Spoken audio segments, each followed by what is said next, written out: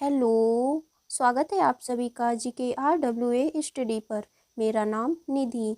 आज के वीडियो में हम डिस्कस करने वाले हैं हिंदी के टॉप 30 ऐसे क्वेश्चन आंसर जो कि सभी परीक्षाओं के लिए महत्वपूर्ण रहेंगे।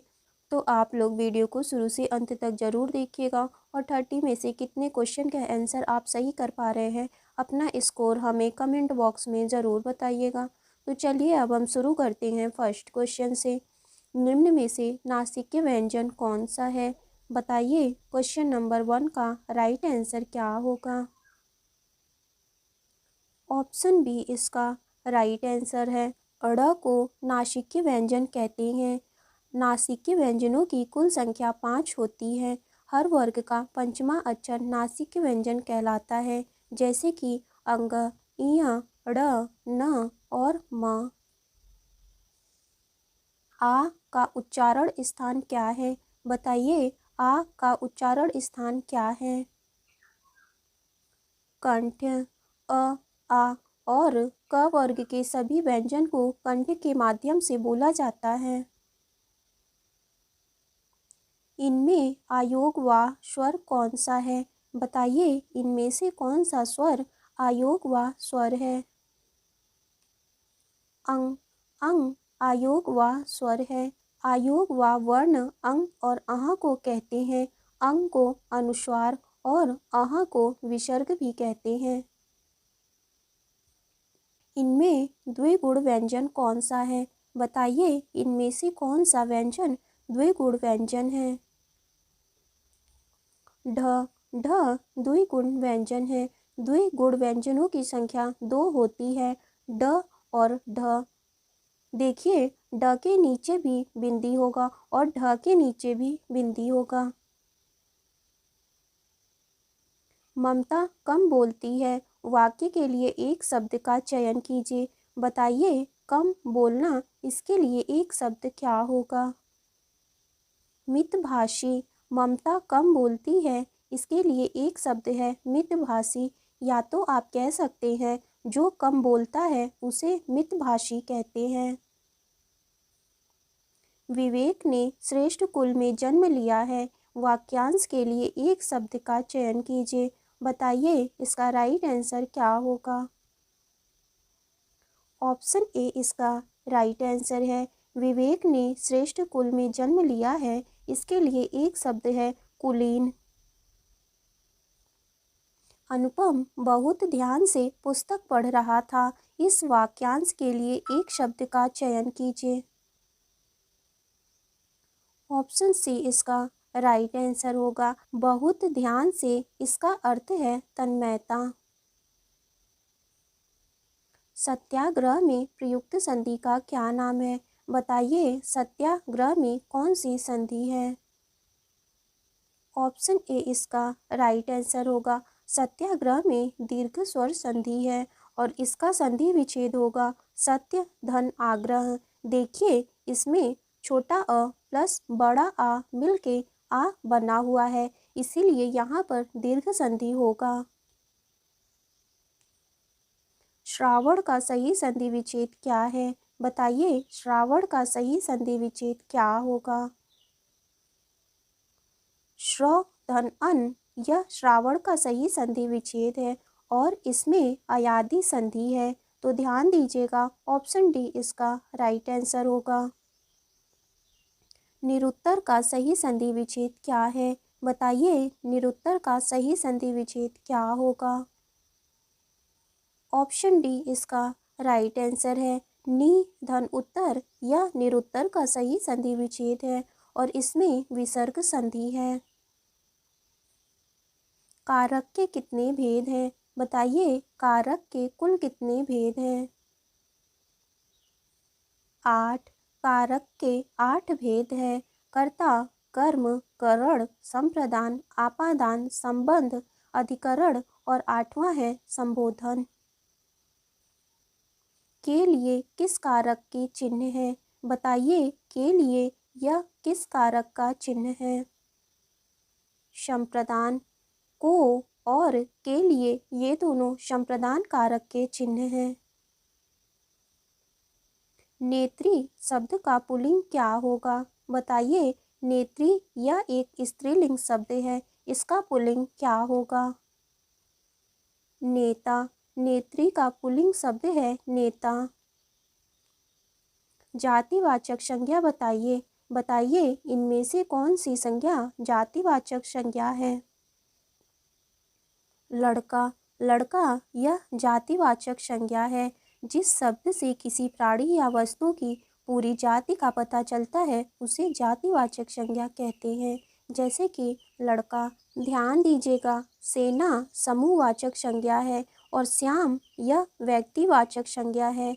दुख यह भाववाचक संज्ञा है। कौन सा शब्द जातिवाचक संज्ञा नहीं है? बताइए इनमें से कौन सा शब्द जातिवाचक संज्ञा नहीं है? सुंदर। सुंदर जातिवाचक संज्ञा नहीं है, जबकि जवान, बालक, मनुष्य ये तीनों जातिवाचक संज्ञा हैं। निम्न में से कौन सा शब्द व्यक्तिवाचक संज्ञा है? बताइए इनमें से कौन सा शब्द व्यक्तिवाचक संज्ञा है? यमुना। यमुना व्यक्तिवाचक संज्ञा है। और ध्यान दीजिए, अगर यहीं पर नदी होता तो वह जातिवाचक संज्ञा हो जाता। जो किसी व्यक्ति, स्थान या वस्तु का बोध कराती है उसे व्यक्तिवाचक संज्ञा कहते हैं। जैसे कि राम, गंगा, पटना, यमुना। दोहा कोश के रचयिता कौन है? बताइए दोहा कोश के रचयिता कौन है? सरहपा।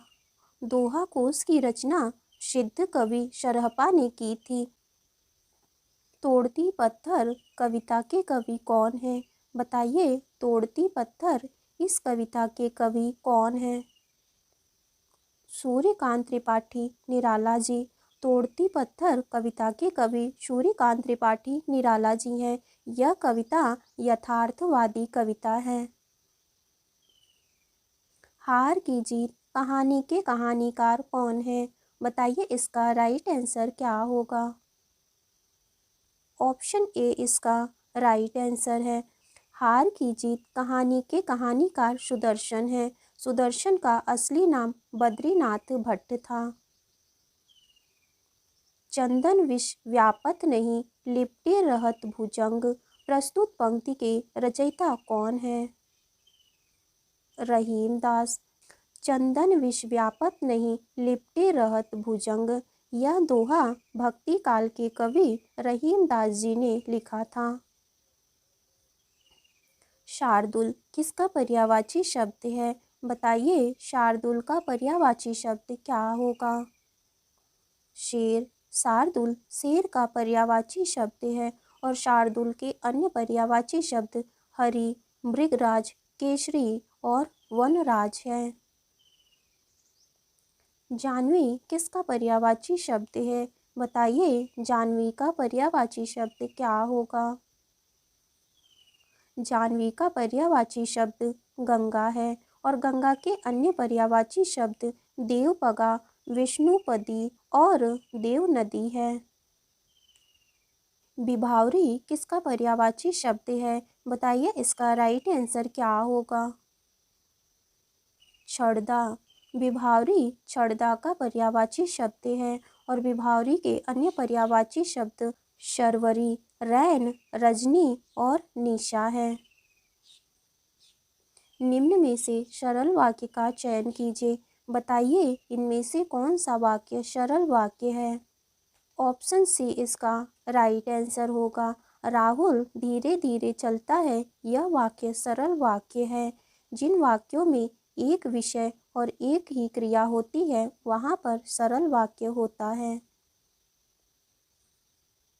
निम्न में से संयुक्त वाक्य कौन सा है? बताइए इनमें से कौन सा वाक्य संयुक्त वाक्य है? ऑप्शन बी इसका राइट आंसर होगा। मैं पढ़ता हूँ और वह गाता है, यह वाक्य संयुक्त वाक्य है। सन्यासी का विलोम शब्द क्या होगा? बताइए सन्यासी किसका विलोम शब्द है? गृहस्थ का। सन्यासी गृहस्थ का विलोम शब्द है। मंद का विलोम शब्द क्या है? बताइए मंद का विलोम शब्द क्या होगा? द्रुत। मंद द्रुत का विलोम शब्द है।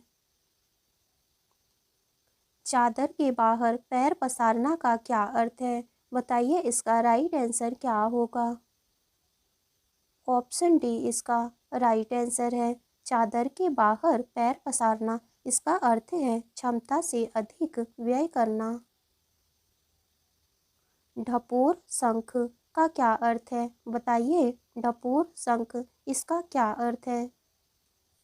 बेवकूफ। ढपोर शंख, इसका अर्थ है बेवकूफ।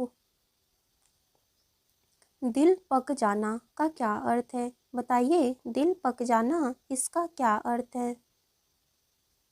ऑप्शन सी इसका राइट आंसर होगा। दिल पक जाना, इसका अर्थ है अत्यंत पीड़ित होना। संज्ञा के कितने भेद होते हैं? यह आपका टेस्ट क्वेश्चन होगा। इसका आंसर आपको कमेंट बॉक्स में ज़रूर बताना है। तो आज की वीडियो आपकी यहीं तक थी। वीडियो अच्छी लगी हो तो लाइक करें, शेयर करें। अगर आप चैनल पे नए हैं तो चैनल को ज़रूर सब्सक्राइब करें